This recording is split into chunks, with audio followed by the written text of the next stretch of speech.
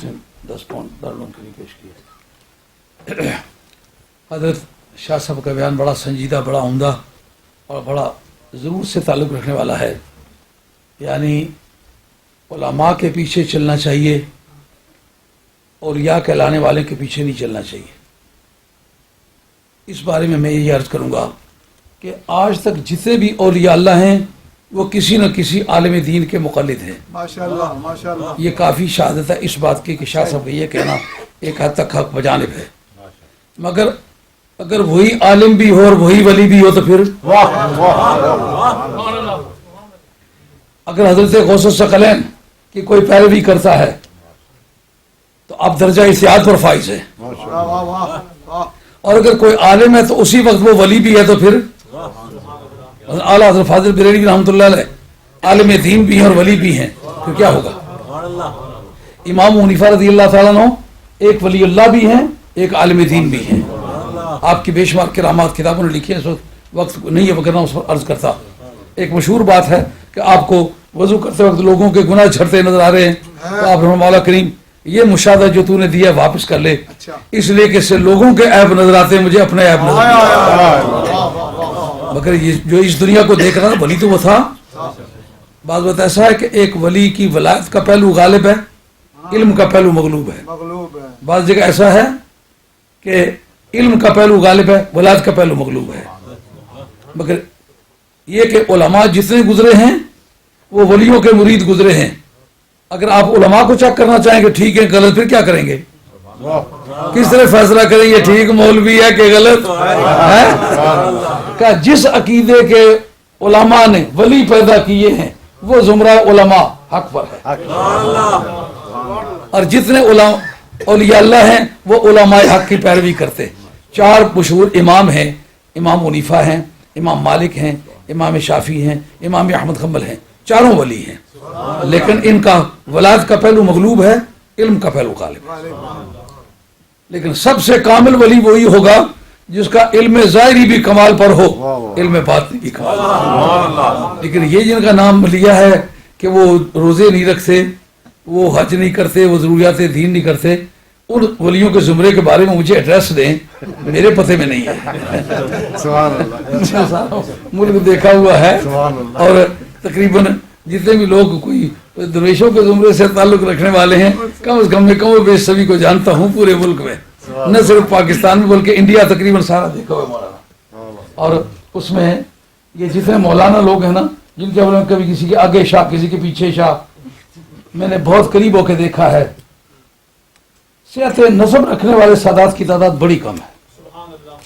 بہت سارے علماء ناموں کے ساتھ سید سید سید، یہ سیدانی زدہ نال استعمال کر رہے ہیں.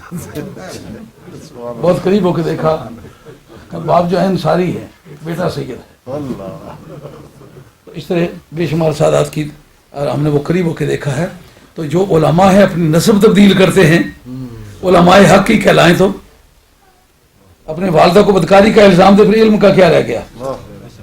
اس لیے صحت عقیدہ شرط ہے عالم کے لیے اور پیر کے لیے، دونوں کے لیے. پیر کا کام یہ ہے کہ جو صحیح راسخ عالم ہے جس پر امت کا تواتر ہے. مثلا کسی شخص نے امام ابو حنیفہ کی پیروی نہیں کی، مگر یہ کس نے نہیں کہا یہ گمراہ ہے. امام شافعی ان کی پیروی میں نہیں کرتا ہوں مگر میں کمال ولی اللہ مانتا ہوں. اسی طرح بے شمار اور لوگ ہیں جو امام ابو حنیفہ کے مقلد ہیں لیکن ان کو حق پر سمجھتے. امام مالک رحمۃ اللہ کا میں مقلد نہیں ہوں، لیکن میرا خیال ہے ان کے مقلدین میں بھی اتنا پیار کوئی نہیں کرتا ہوگا جتنا میں کرتا ہوں. میرا اپنا ذوق ہے، حق پر سمجھتا ہوں، ولی سمجھتا ہوں، ان کی کرامات میری اطلاعات میں ہیں.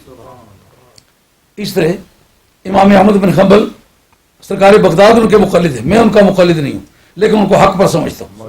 تو حق پر سمجھنا یہ تواتر ہے. ان چاروں اماموں کے بارے میں مسلمانوں کا تواتر ہے، اور تواتر بھی شرح میں دلیل ہے. اس کو مت کہو کہ یہ بعد میں آیا ہے. نواب صدیق الحسن قنوجی اس کی کتاب المعمول فی علم الاصول، اس کے اندر اس نے لکھا ہے کہ اگر اجماع بلا دلیل بھی ہو تو دلیل ہے. کوئی ثبوت نہ ہو مسلمانوں کا اکٹھ ہو جائے. مثلا امام ابو حنیفہ کے حق پر ہونے کے لیے قرآن و حدیث سے کون سی دلیل ہے؟ لیکن امت کا اجماع ہے، حق ہے. جو ان کو برا سمجھتا ہے یقیناً گمراہ ہے. امام شافعی، امام مالک، امام احمد حنبل ان کے حق پر ہونے پر آل حق کا اجماع ہے، لہذا وہ حق پر ہے۔ اعلیٰ حضرت فاضل بریلوی رحمۃ اللہ علیہ، ان کے بارے میں آپ قرآن حدیث سے کوئی دلیل پوچھنا چاہیں کہ امام احمد رضا کے نام سے کوئی دلیل ہے آپ کے پاس قرآن و سنت میں؟ لیکن جتنے آل حق ہیں ان کو حق پر سمجھتے ہیں، ان کی پیروی کریں یا نہ کریں، ان کو صحیح عقیدے پر سمجھتے ہیں۔ تو یہ امت کا تواتر بھی شرح میں حقانیت کی دلیل ہے۔ یہ جو قرآن مجید آپ کے پاس ہے، اگر اس پر ہی میں پوچھ لوں کہ بتاؤ اس بات کا کیا ثبوت ہے کہ جبریل امین اللہ کے سرکار کے ہاتھ میں دیا، اس کا تو ایک بھی گواہ نہیں ہے، نہ حضور کے دور میں نہ آج، کیونکہ جبریل تو لوگوں کو نظر نہیں آتا تھا، ملا رہا ہے، یہ سرکار کی اطلاع۔ پر یہ کہ یہ وہی قرآن مجید ہے، یہ آپ کو تواتر امت سے پتہ چل رہا ہے، امت کا تواتر ہے کہ یہ وہی قرآن مجید ہے، اس لیے اس کے حق پر ہونے، اس کی حقانیت کا منکر جو ہے وہ کافر ہے۔ دلیل اس کی کیا ہے؟ تواتر امت کا تواتر بھی شرح میں دلیل ہے۔ تو یہ جن کو ولی مانا ہے نا، حضرت سید بہاؤالدین نقشبند شہنشاہ بخارا کی ولایت پر امت کا تواتر ہے، والی بغداد کی ولایت پر امت کا تواتر ہے، خواجہ غریب نواز سلطان ہند سرکار کی ولایت پر امت کا تواتر ہے، داتا گنج بخش علی اجمیری کی ولایت پر امت کا تواتر ہے، سید ابوالحسن شاذلی حسینی رضی اللہ تعالیٰ کی ولایت پر امت کا تواتر ہے۔ اس لیے ان میں سے کسی کی بھی ولایت کا اگر منکر ہو تو وہ گمراہ ہے یقیناً، کیونکہ تواتر شرح میں دلیل ہے۔ اب اذان کا وقت ہو گیا ہے، اذان ہوتی ہے، نماز پڑھتے ہیں، باقی علماء کرام کے خطابات آپ کو سنائے جاتے ہیں۔ اجازت